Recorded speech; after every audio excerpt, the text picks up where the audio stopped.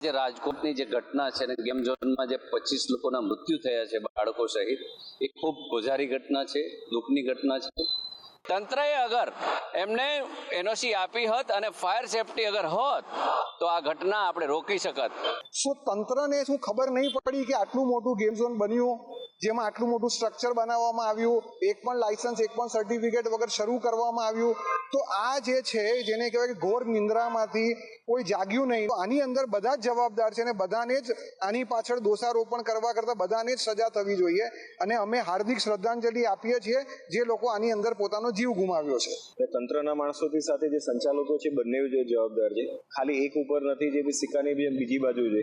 તેવી જ રીતે તંત્ર અને સંચાલક બંને જણને એના પગલાં લેવા જોઈએ. આખા ગુજરાતની અંદર જેટલા બી આવા અનલીગલી ગેમ ઝોન ચાલતા હોય એના ઉપર રોક લગાવવી જોઈએ. અને રોક લગાવ્યા પછી બધા જ ના લાયસન્સ, ફાયર સેફટી બધું છે ચેક કર્યા પછી જ આ ગેમ ઝોન ચાલુ કરવા જોઈએ.